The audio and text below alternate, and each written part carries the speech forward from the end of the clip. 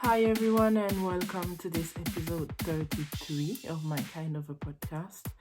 Today I decided that I wanted to do things a little differently because I just did my nails, but I don't like them because they are too long, and well, I'm not a really big fan of this color because basically the way it was created is that I took my white nail polish and put some green mica powder inside.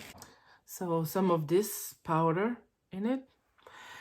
I was hoping that since the pigment is kind of opalescent, that the nail polish would also be, but that is not what happened, and I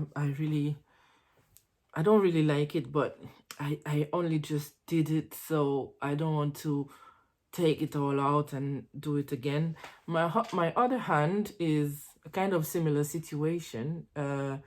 It is black nail polish, but I added some red pigment or pink pigment, this one, into it, which gives a nicer result, I suppose, because of the color, the base color black gives a better result, no matter what. On the ring fingers, I went with these little powder things. So it's like a powder that you rub onto the dry nail polish before you apply the top coat. And this one is the silver, iridescent silver, even though it doesn't really look iridescent unless it is in direct sunlight, which is a bit of a shame because I would have loved a silver finish on my ring fingers, but that's not what we are going to get. And so because they are too long, I'm going to cut them. I'm going to apply maybe another top coat, and while I do that, I'm going to have a chat because it's been a while since I posted on my channel, and I feel like I want to give a bit of a more like rambly podcast like update like I used to do when I started this channel, for no reason other than the fact that I have many ideas of things that I want to do with this. I have a lot of things that I would like to talk about, but I do not have the energy or the mental capacity to sit down and get it done, basically, because as if you've watched my last video, you know that my computer is giving me a lot of problems, and I need a new one, but I cannot get one right now because at the moment my family is in the process of finalizing our real estate purchase. So we are about to become homeowners, hopefully before the year ends, although that's not guaranteed. And all of our money is currently tied into this endeavor, and I cannot really do anything or think about any other expenses at the moment. And because editing videos on the computer that I have now is super annoying, I don't really want to get much of that done. So now I've cut the nails down. Some of them are a bit too short. Like this thumb here is a bit shorter than the other. But that will have to do because it's done. So hopefully you're not going to hear too much of the nail file as I go away and clean this up a little. I'm not going to use the electric file now. I will use it to clean the cuticles a bit later, so I guess I will have to stop talking while I do that. But anyway, so yeah, so at the moment my life is moving in all kinds of directions. A lot of things are happening for me. As far as work is concerned, things were not too great for a little while, but they are much better now, and I'm very happy with that. But unfortunately, the reason that things were not so great before is mostly to do with my mental health, because I went through a period of let's say self-discovery, which has started long before I started this YouTube channel. I unfortunately had an episode of burnout that caused me to crash and burn, like literally, for a very long time. And because at the time I wasn't able to recognize that this is what was happening to me, I didn't take time off work. I didn't, do anything other than feel awful. But I still tried to continue pushing through. And some things changed in my work dynamic. I got new colleagues, new people above me, etc., which was my salvation ultimately, because the environment I was in at the time wasn't conducive to a good mental health for me. And luckily, I found some allies, I found some people who were able to steer me in the right direction and make me understand that what I had been experiencing was indeed a burnout, but also that maybe I needed to look a little bit deeper into this, because they could see things in me that they had seen in themselves, and that they believed I needed to maybe see a psychologist and discuss my issues with them, which I ultimately did. And that is when a door opened, because I was suddenly made aware of the fact that there might be something about me that is not like everyone else. And at the beginning, it was not really easy to pinpoint what the difference was, because the words that people use to talk about those things are usually very derogatory, and people do not like to go and use big words like autism when discussing people that are actually in front of them. So I was told things like I was a gifted adult, meaning that I was more intelligent than the average person, or maybe that my outlook on life and the way I view the world was different, and that that could be the reason why I was having these issues with the people I was working with, because they couldn't really understand the way that my brain functioned, and they misinterpreted the things I was saying. And to me, it felt like something was definitely wrong with me, because no one else had issues, only I did. And after a while, I had conversations with family members, and I found out that in my family, a lot of people had diagnosis of either autism, point blank period, or giftedness, which is the word that they will use mostly in France to talk about those kind of people, that you are gifted, that you have higher intelligence.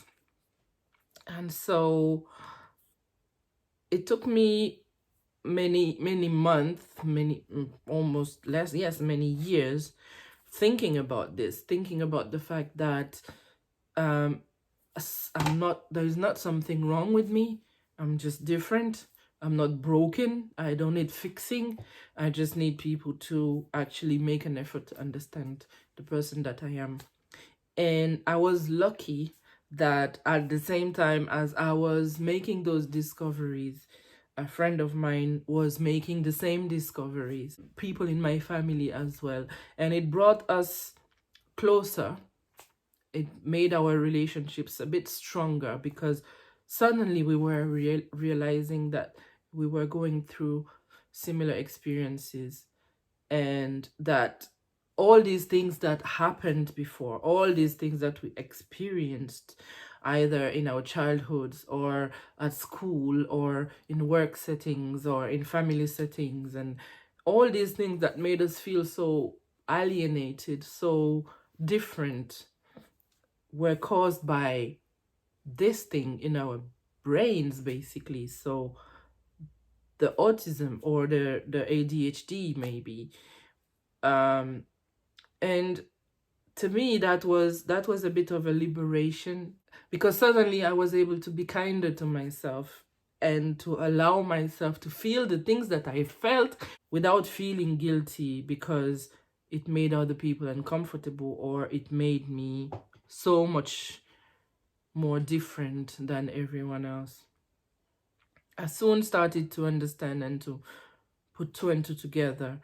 I do love my children. I just have issues with sounds, and they are very loud. They are very noisy kids. And the fact that I do not want to spend time with them isn't because I don't love them. It's because I have a hard time managing the noise that they make.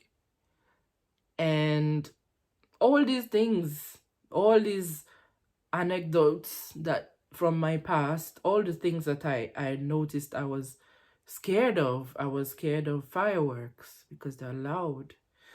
I was scared of ambulances because one day I was walking in the street and an ambulance started the siren just behind me and then drove past, and I saw the driver laughing because he saw me jump basically out of my skin with fear at the sound that they had just made.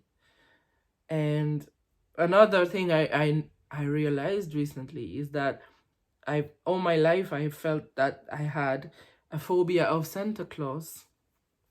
I was afraid of Santa Claus, and I always rationalized it as I am afraid of this person who comes into my house at night while I'm asleep. And it turns out, I think now, that I was more afraid of the fact that when we were at school and Santa Claus was coming to visit before the Christmas break, as Santa entered the room, all the kids started to scream. And so I associated my fear of the screaming with Santa Claus. And even now, I get scared when I see someone in a Santa Claus outfit. I get uncomfortable. And it is not because of him or of Santa, it's because of this difficulty that I have to process very noisy environments. And while all of this was happening, I also ended up joining TikTok. And I'm sure you know, the TikTok algorithm is an absolute beast. I don't think there is another force in the universe that is so accurate at pinpointing who you are and shoving the right type of content in front of you as the TikTok algorithm. Even the YouTube algorithm can't do it as well. And that's also a beast in itself. And so as I was going from me move this a little. I think it moved down when I was talking. So as I was going through my For You page, I keep getting people coming talking about their autism and ADHD, and I felt a real kinship with them, and there was a real feeling of I have found my tribe. I have found my people. These are my people. And I have a lot of mutuals on TikTok now who are experiencing those things and who I can relate to because same, And so further down my discovery of this, I had an exchange in the comment section of a creator whose content focuses on autism and ADHD. And I was joking about the fact that I never asked myself if I am actually heterosexual. And his answer to that was that he believes that queerness and autism are comorbid. And yeah, I think he's right in that regard. I think there is something to that. And also gender identity, not just sexuality, gender identity. That doesn't make much sense when you really think about it. And I also realized through the content that TikTok was pushing to me through my FYP, that I kept seeing all those allusions to non-binary, and I felt like how does this just make sense? How does it just make sense that you don't have to pick, you don't have to decide I am a man or I am a woman? And that's when I started to question first my sexuality, then my gender identity, like most people on my For You page did as well, because that is a very prominent topic in the sphere that I walk through on this app. And I then realized